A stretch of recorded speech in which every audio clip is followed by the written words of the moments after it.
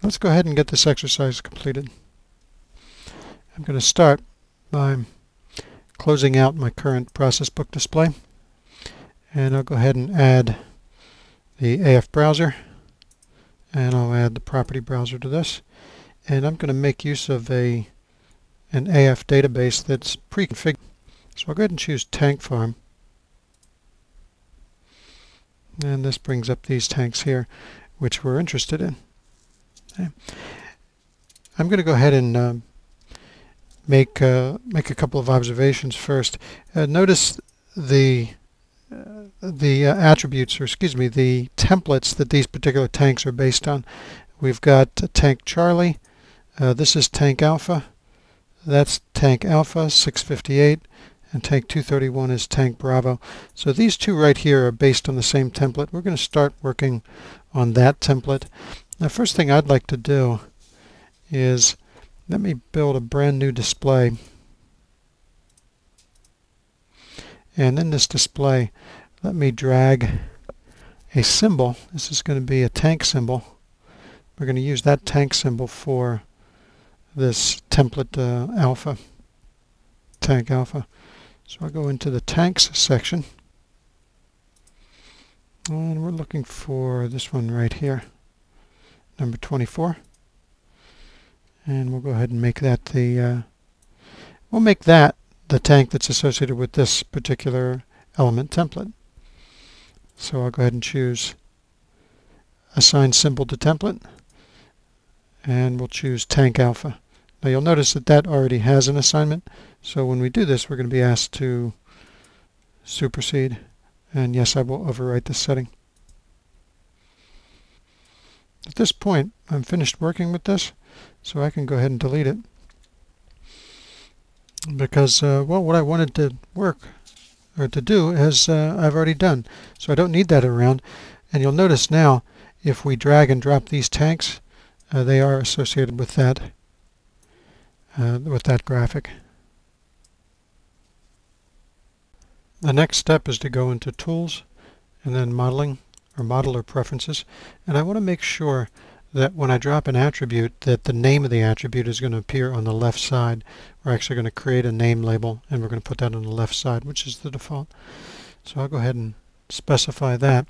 After having done that, I'm going to go ahead and drag the material over to the left-hand side. There we go. Material currently is product A. The density, these are all attributes. And make sure I put that in the right place. You move the value and the label goes with it. If you move the label, that will move just the label. I'll put the mass, and I'll align this the way I want it. And finally the volume. So I've got these arranged just the way I'd like it. I'd like to make a change though to this volume. The volume is currently shown in cubic meters. I'd like to switch that around and make that in kiloliters. So one of the ways to do that, or the way to do that, is to go into the definition by double clicking. I can go into the AF definition, and I can specify, instead of cubic meters, we're going to show this in kiloliters. And you'll notice, if you notice, that this is now being measured in kiloliters, and before it was in cubic meters. The next step is to add a bar graph. So I'm going to go ahead and add a bar graph, and I'll configure that bar graph to show the level. So I'm going to go ahead and put the bar graph over here. And we'll configure that bar graph using AF. And what we're choosing is we're going to use the meter level attribute to specify this. So this is tank FGT 657. We're going to use this meter level. And when I say OK, that deposits that there. I'd also like to put put the value there as well, so that we can see the actual meter level. I'm going to drag this and place this right here, and that's not quite the way I want to see it. So as I mentioned before, you can pick up the label and move it around. So I'm going to put meter level right here. See, the label is connected to the value.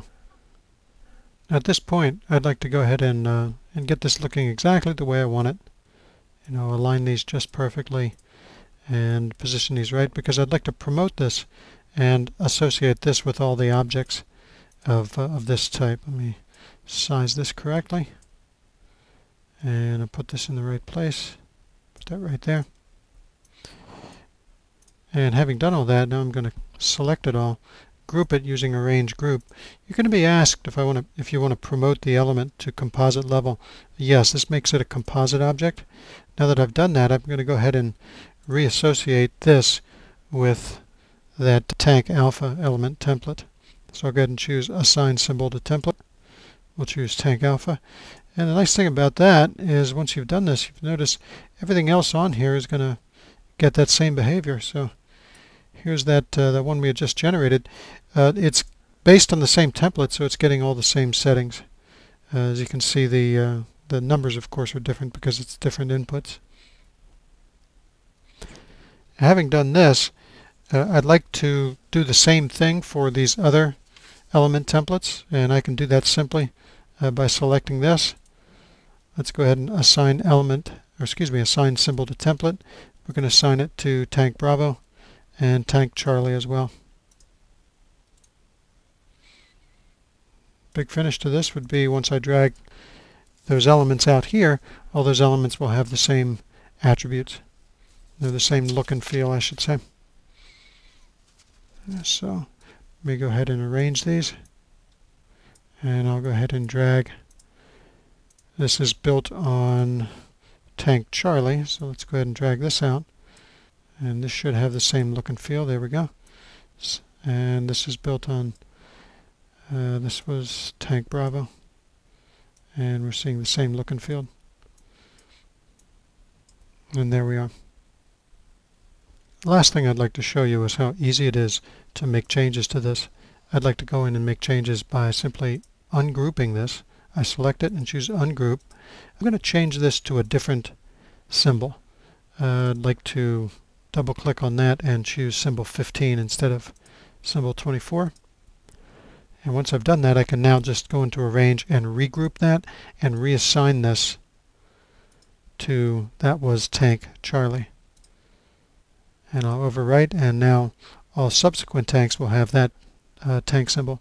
Again, one more time, I'll Arrange, Ungroup, double click. I'm going to use the mix tank this time. Choose Arrange, Regroup,